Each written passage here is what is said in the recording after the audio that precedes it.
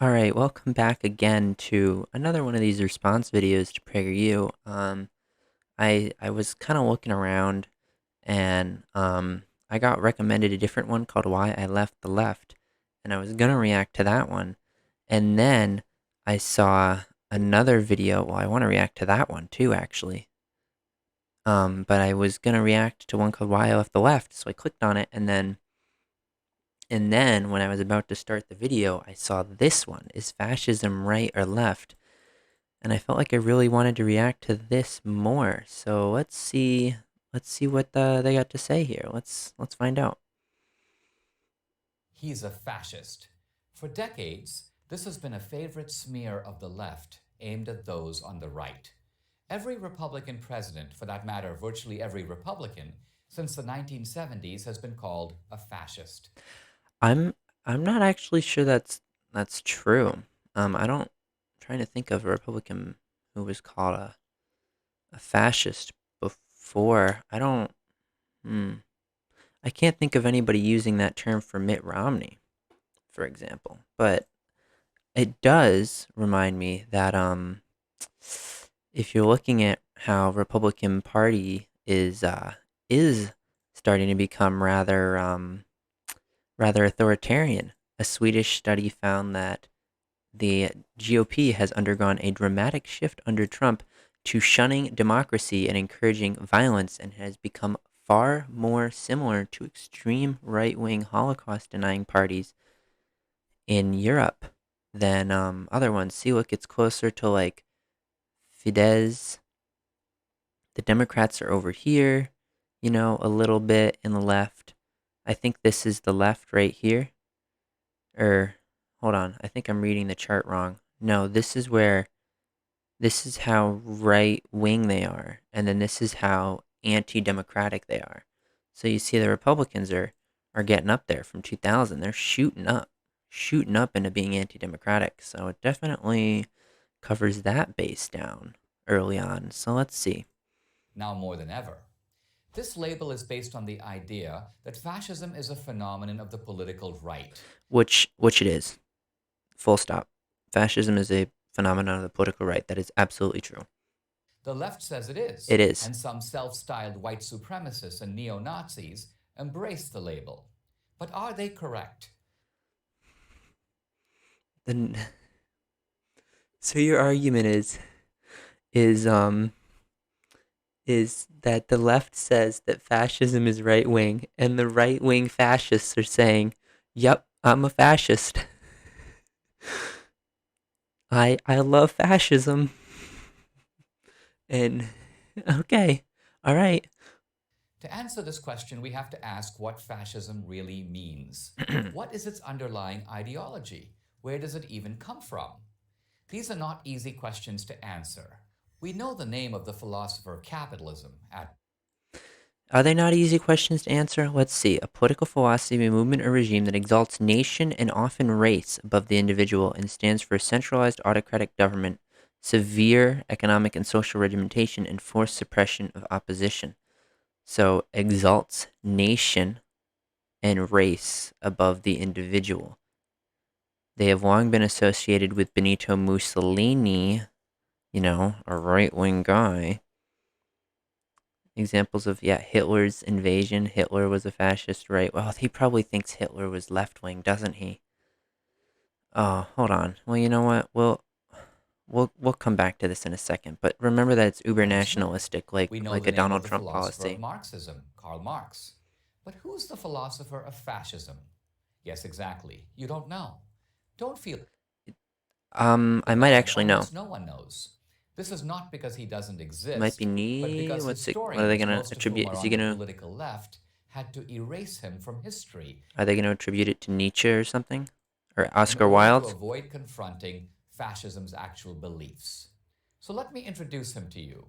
His name is Giovanni Gentile. Oh, Born in 1875, he was one of the world's most influential philosophers in the first half of the 20th century. hold on. Just gonna have this ready. I'm just gonna have this ready. Yeah, he paired up with Benito Mussolini. Cool. Gentile believed that there were two diametrically opposed types of democracy. One is liberal democracy, such as that of the United States, which Gentile dismisses as individualistic, too centered on liberty and personal rights, and therefore selfish. The Mm, other, the one Gentile recommends, is true democracy, in which individuals willingly subordinate aka illiberal democracy, aka the one that Republican Party is by all accounts trending towards increasingly quickly. themselves to the state. Like his philosophical mentor Karl Marx, Gentile wanted to create a Philosophical mentor Karl Marx. Hegelian. All right, I don't want to follow all the links down the way, but basically, let's see. He borrowed Marx, Hegel, Nietzsche to influenced him. Yeah, he liked the Übermensch. Okay, makes sense. Like the ultimate thing like that. Philosopher of fascism. Does it have like a quick little? It'd be funny if it had a. I was kind of hoping it had a quick little thing that said right wing on the side because I would have thought it was very funny. Puppet state of Nazi Germany. Yeah, okay. So let's just continue. community that resembles the family, a community where we are all in this together. It's easy to see the attraction of this idea. Indeed, it remains a common rhetorical theme of the left. For example, at the 1984 Convention of What, that we're a family and we're in this together? That's not what fascism means. Look at the. Alright,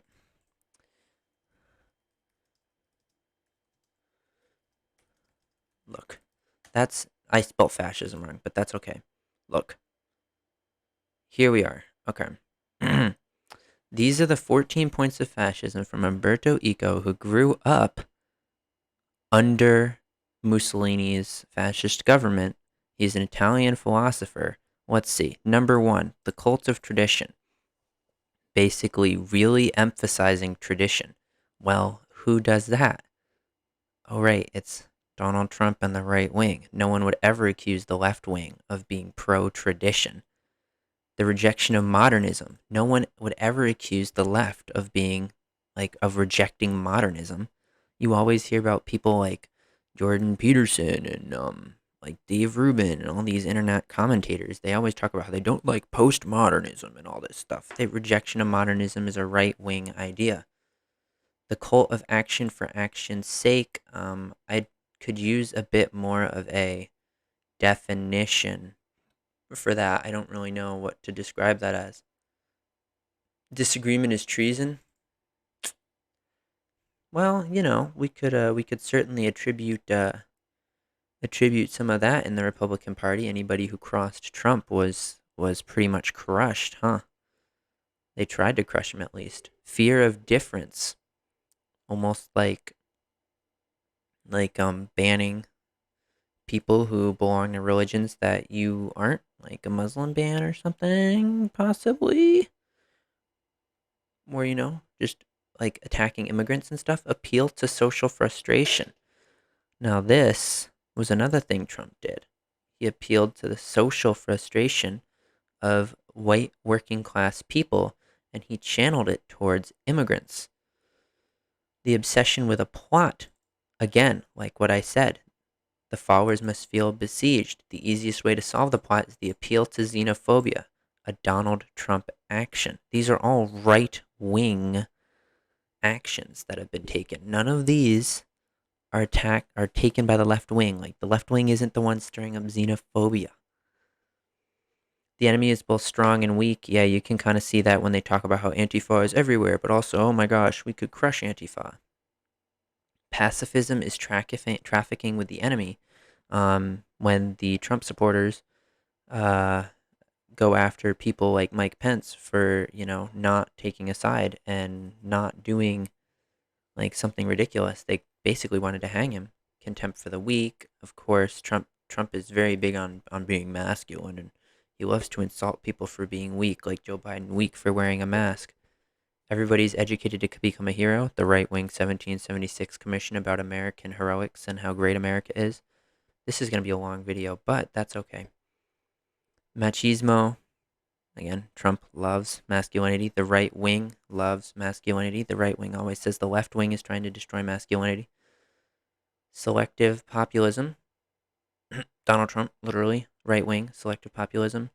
Oh, and of course, not liking speaks news speaks, improve vote count, limit. Yeah, okay. Basically, yeah, there we go. So look, all those match up with the right wing, none match up with the left. This should basically be the end of the video, but Of the Democratic Party, the governor of New York, Mario Cuomo, likened America to an extended family where, through the government, people all take care of each other.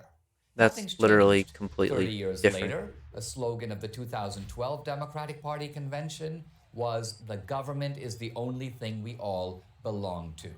They might as well have It's hilarious because that's literally like not what fascism isn't just I want the government to do stuff. Like, come been on. quoting Gentile. This is Now remember, ridiculous. Gentile was a man of the left. He No, was a he wasn't. committed socialist. No, he For wasn't. Gentile, fascism is a form of socialism, indeed, its most workable form. While the socialism of Marx mobilizes people on the basis of class, fascism mobilizes people by appealing to their national identity as well as their class. No left wing ideology is going to, first off, be hierarchical like that. And second off, no left wing identity is going to be done based on the nationality. Like Marx was all about international workers' cooperation. Focusing on nationality is a literally an anti left wing thing. Fascists are socialists with a national identity. German fascists in the 1930s were called Nazis, basically I'll a let him go. contraction of the term National Socialist.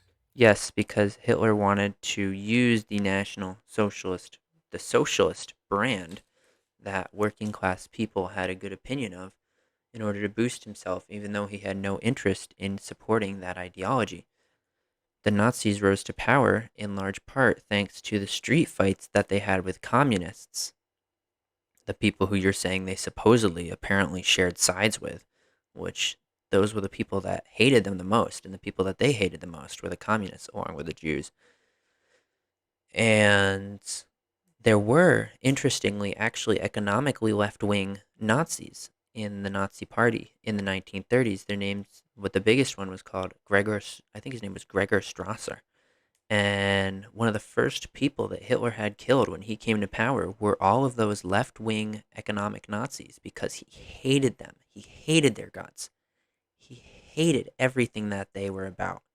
And they were some of the first people he had killed, along with communists and stuff. But definitely a left wing ideology, right? For Gentile, all private action should be oriented to serve society. There's no distinction between the private interest and the public interest. Correctly understood, the two are identical. And who is the administrative arm of society? It's none other than the state. Consequently, to submit to society is to submit to the state, not just in economic matters, but He's basically just conflating the state with left wing, which isn't really accurate because obviously I feel like I've proven throughout this that fascism is a pretty right wing ideology, and that there are other like right wing people who use the state, like Donald Trump used the state to go after like protests he didn't like. He sent federal agents in to arrest people in unmarked vans. Like the state can be used by right wing people in ways very easily. And I'm sure that this guy's probably complained about Antifa too at some point, which is funny because Antifa is like left wing communists, anarchists and communists. So like this conflation of left wing with big state is it's not really accurate. in all matters. Since everything is political, the state gets to tell everyone how to think and what to do. It was another 1776 commission. Italian, Benito Mussolini, the fascist dictator of Italy from 1922 to 1943, who turned Gentile's words into action. In his Dottrina del Fascismo, one of the doctrinal statements of early fascism, Mussolini wrote, "All is in the state, and nothing human exists or has value outside the state."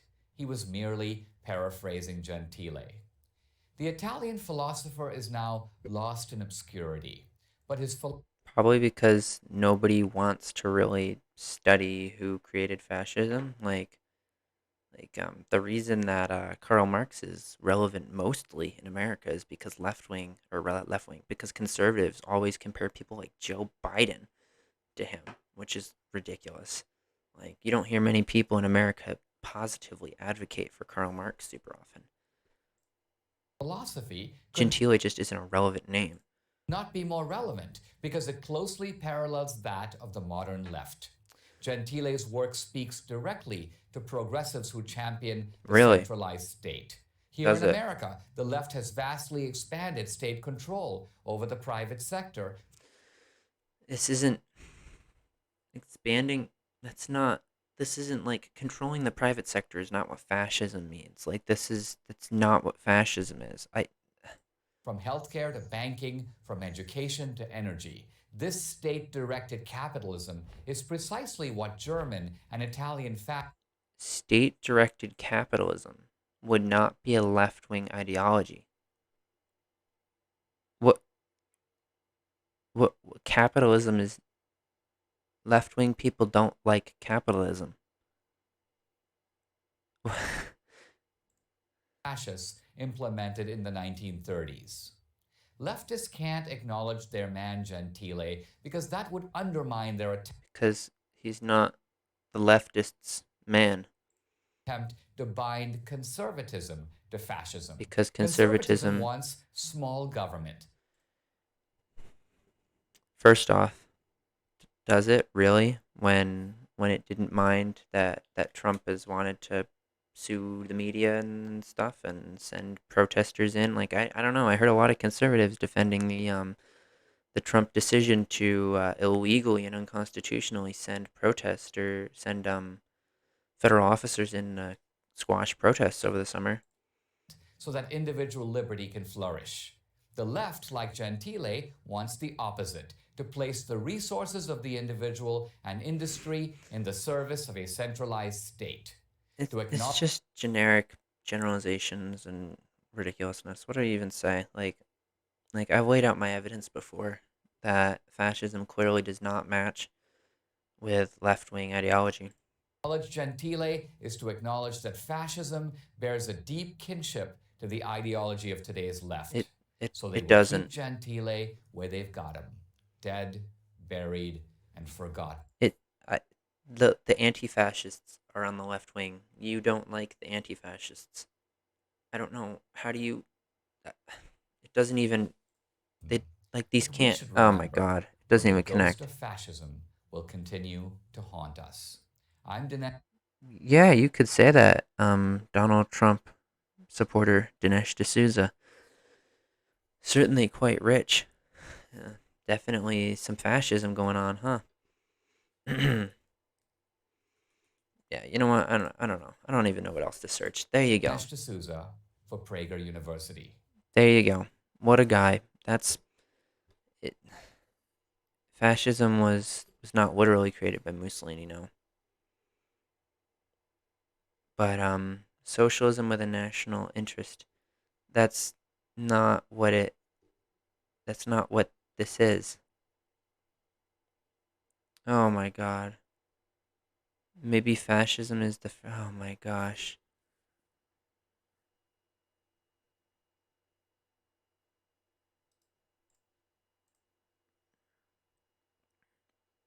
What do you even? Oh my gosh. These people are something else. A Hegelian examination of Marxist philosophy.